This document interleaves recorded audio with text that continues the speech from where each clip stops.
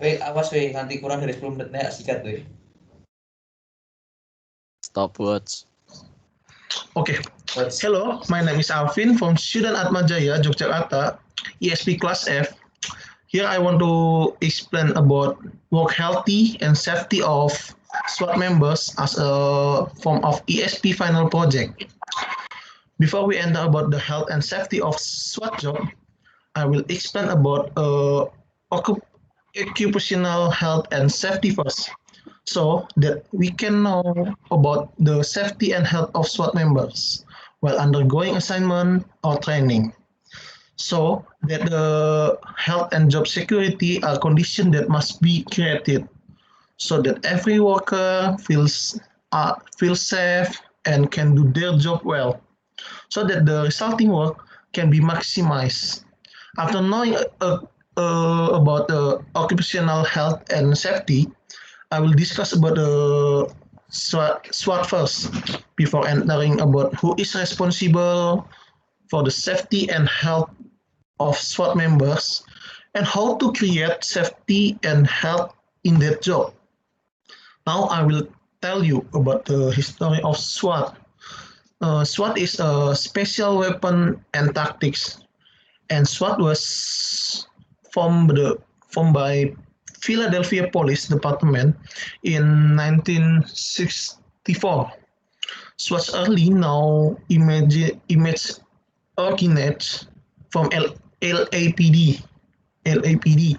Here I only explain briefly and not too deeply, so that we can focus on the main material I have.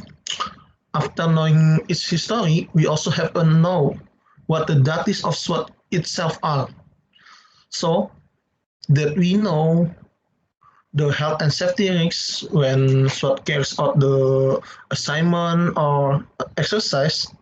So SWAT's job is to deal with heavily armed criminals, conduct hostage rescue, and counter-terrorism operational, and enter protected or barricaded building. Of course, because of their work related to rescue and security, of course, SWAT members will be equipped with weapons and security, such as bulletproof clothing and so on. Nah, okay, as before, SWAT members have started to insinuate security when wearing bulletproof clothing and so on.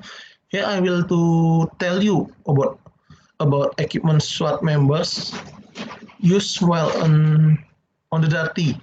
First is about his clothing. Originally, SWAT units were equipped with World War II surplus steel helmets or even fiberglass motorcycle helmet. Modern SWAT unit commonly use the standard as military helmet. Fire retardant balaclavas are often used to protect the face, as well as to protect the identity of team members, like the SWAT members. Ballistic vests, something including rigid plate inserts, are standard issue. These vests are labeled with police, sheriff, SWAT, or similar to allow for easy identification. The second is about his equipment is a weapon, but a wide variety of weapons are used by SWAT teams. The most common weapons include submachine gun, carbines, assault rifle, shotgun, and sniper rifles. Tactical aids include flashbang, stringer, and tear gas grenades. Any unit may also be incorporated within SWAT teams, or may be used an ad hoc basis to breach doors quickly. Battering rams, shotgun with breaching rounds are explosive. Charge can be used to break the lock or hinges, or even demolish the door frame itself. SWAT teams also use many non-lethal munition and weapons. This include tasers, pepper spray canisters, shotgun load with bin backgrounds, pepper ball guns, stinger grenades, flashbang grenades, and tear gas. Ballistic shields are used in squatters situation to provide cover for SWAT teams members and reflect gunfire. Pepper ball guns are essentially paint ball markers loaded with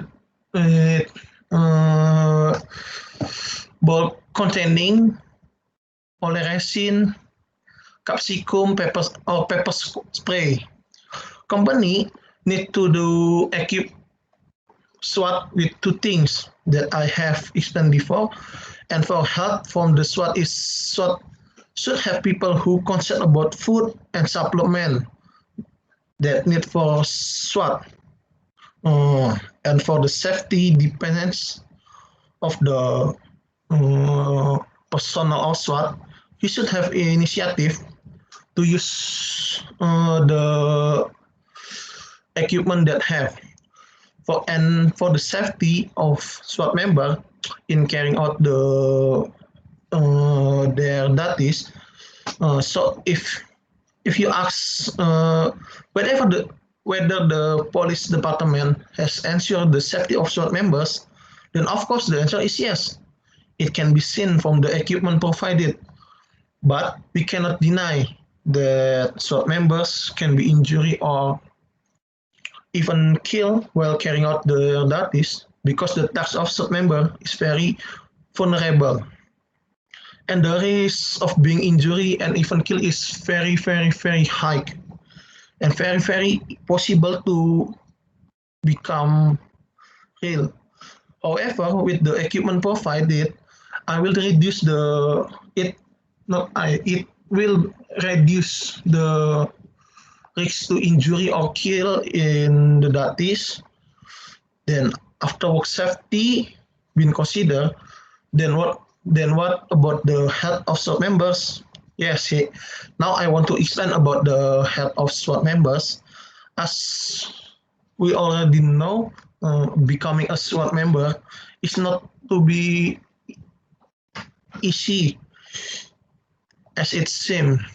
Of course, there are a training and also a selection to become a SWAT member, where the body is trained so that it doesn't get sick easily and can adapt the surrounding environment. And this which will help in work safety while on duty. Imagine if a SWAT member is not considered for his health, while on the duty he will be very risky to fail and can even cause the member to die. The way to maintain the health of SWAT members is with nutritious food and of course with good physical exercise to be strong in all environments.